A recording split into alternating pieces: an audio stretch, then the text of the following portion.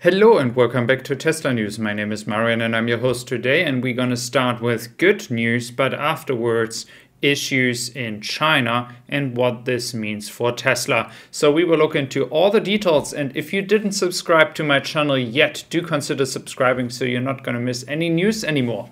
So we start with China here, with Moneyball reporting about the numbers in March, which are 65,814 cars. That is a very good result despite all the challenges that Tesla was facing in the past 2 weeks.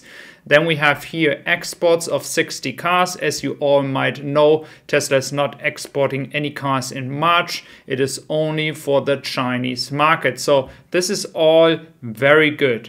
Honestly, it could have been even better without any lockdown, but 65,000 cars is a pretty good result for the month of March.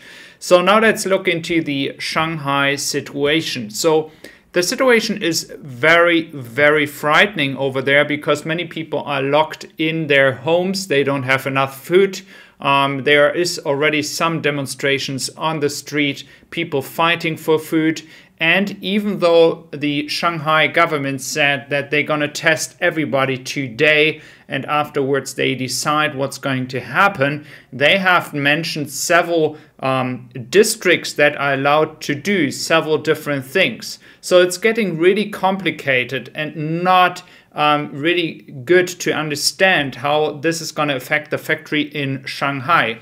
There is no information yet about opening Shanghai any day now, so nothing is happening, no information, and it's not even clear what's going to happen once these different districts are allowed with different things to do. It is not clear how this is going to affect the production in Shanghai. So if you analyze and if you see on Twitter what's going on in Shanghai, we can be saying it's already a big issue for Tesla, though. We all know it's going to go over at some point, but nevertheless, the dependence on the factory in Shanghai is a bit, it's getting more clear, to say it correctly, and that is something we have to be aware of. And with the factory in Austin and Grünheide in Germany, we at least have now 2 new factories that can deal with the situation here like Shanghai. The only thing that is very frustrating is the orders, the reservation holders of the Model 3 in Europe. They have no option to get any Model 3 from another factory, as Grünheide is only producing the Model Y.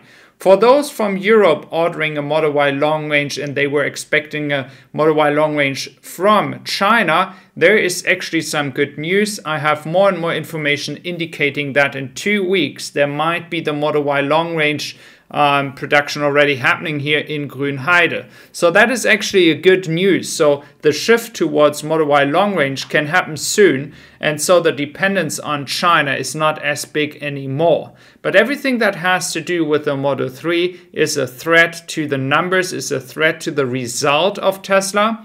And that is something we have to look into in this year. And I hope the dependence on the Chinese factory, despite all the great results, is not going to be as big anymore in the future.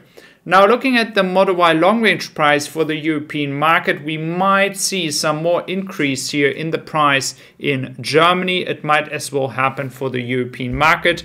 That is what we have in information currently that is sent to us, and we have to consider. So everybody who is thinking about buying a Model Y long range, do it now before all the prices increase. That is very important. So rather move your reservation back if you don't need the car right now, but you can get the car at a cheaper price right now, because I do expect further price increases in the near future. So despite all this, not so exciting news when it comes to European customers and the Model 3, of course the ramp up is working pretty well here in Grünheide. And we also have very good results from Austria, where we see the Tesla Model Y with 655 cars leading in March Tesla Model 3 at the 7th spot, also doing some good work here with 315 cars. So we do see the dominance is very, very good in the European market. And here we have some explanation for the factory in Austin. So if you take the frame here down below, the bottom one, you see the cell one, then going towards the battery and then general assembly line. Then we have the future production, that's where the entire event happened. And we have stamping, casting, and then moving together in the body section and then the paint drive unit. That is the way how Tesla is going to produce the cars right now.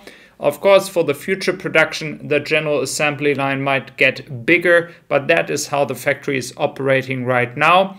And I haven't seen any Model Y performance or Model Y long range reviews from the people that received their cars. So I do really think that what you guys said in the comment section, that this was only employees receiving their cars. It looks like that Tesla might really start with the Model Y standard range here in Austin, staying with the long range and performance from Fremont. And this is going to give Tesla the opportunity to move forward and to move forward quickly with a ramp up and get the Model Y standard range out.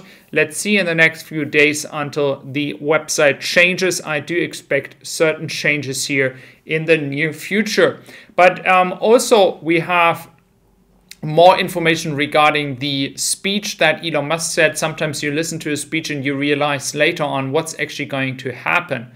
And so what he said is, we will produce more massively more.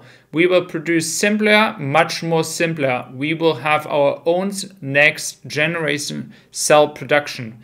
So if you take these informations, it is all about scaling. Scaling, scaling, scaling. And if you want to scale, you have to reach more customers. Reaching more customers is an opportunity if you take the Model Y standard range. The Model Y standard range, for those who don't know the number in their head, is the best-selling vehicle from all the cars sold in China. They have a backlog of around 50 to 60,000 cars. So just imagine what that means for Germany, if they would do that one this year in Germany, and of course for the United States market. The standard range variant is all about scaling. It's all about the number of cars coming to customers. And with that, it is all about the impact Tesla and the EV will have to the entire economy and to the people buying it. So performance and long range are great vehicles, it's great cars, but we need as well cars that are a bit cheaper in the Model Y segment, and I think a Model Y standard range would be perfect. Do consider subscribing to Tesla Supply on my podcast, Apple Podcasts, Spotify, and Amazon Music. Take care, have a wonderful day. See you tomorrow back here. Thank you very much.